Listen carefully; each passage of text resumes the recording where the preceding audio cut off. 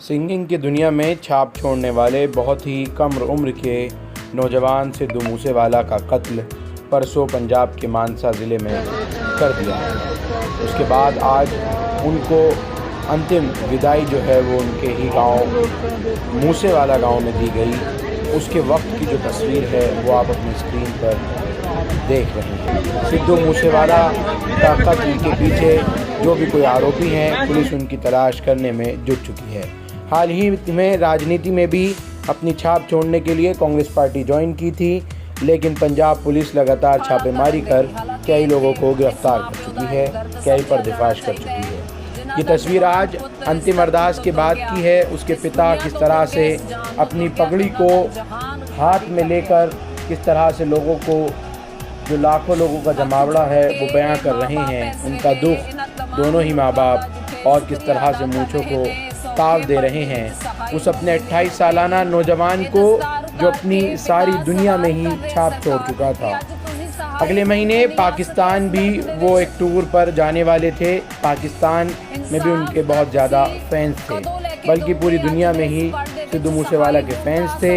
सिद्धू मूसेवाला ने आखिरी गाना द लास्ट राइड किया, जिसमें उन्होंने जवानी में जनाजा उठेगा का भी जिक्र किया है। कांग्रेस के नेता थे और वैसे भी सिद्धू मूसेवाला एक मशहूर सिंगर थे।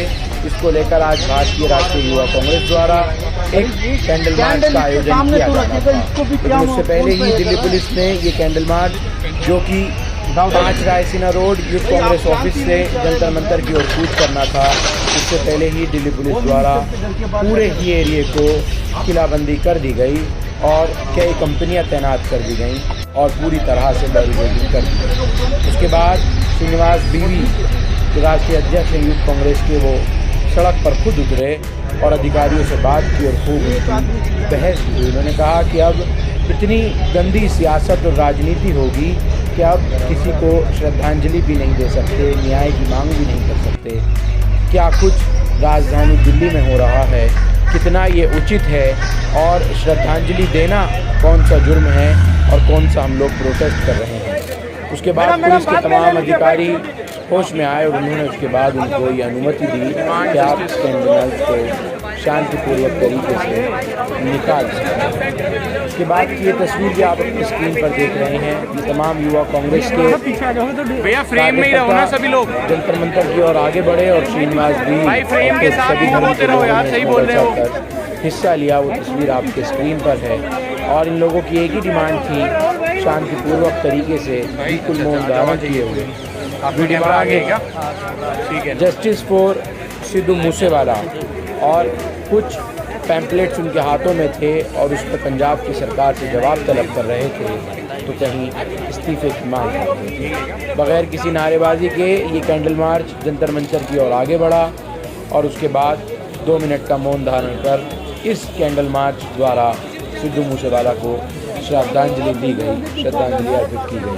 वो तमाम तस्वीर आप अपनी स्क्रीन पर देख रहे हैं और बहुत बड़े सवाल खड़े होते हैं सिद्धू मूसेवाला के कत्ल पर, पंजाब की हुकूमत पर, सरकार पर, कि आखिर वीवीआईपी सेलिब्रिटी की जिसकी फैन फॉलोइंग बेहद ज़्यादा हो, जिस पर सिक्योरिटी मौजूद हो, आखिर उसने सिक्योरिटी इस तरह से हटाई क्यों, और हटते ही अगले दिन उसका कत्ल हो गया। कांग्रेस और बीजेपी दोनों ही लगातार आम आदमी पार्टी की केजरीवाल सरकार को इस पूरे मामले में बेहद ज़्यादा घेरती हुई नज़र आ रही हैं, क्योंकि जिस तरह से आम आदमी पार्टी ने पंजाब के अंदर वीवीआईपीज़ की 424 वीवीआईपीज़ की सिक्योरिटी हटाई और उसके बाद उन तमाम लोगों की तस्वीरें और स्पेशल सिद्धू मूसेवाला की अखबारों में छपवाना कि हमने इन लोगों की ये तमाम की तमाम सिक्योरिटीज़ हटाई है, तो उसको लेकर काफ़ी चर्चाएँ और उनकी समीक्षा की जा रही है। बढ़िया पहचान नहीं पाया ना।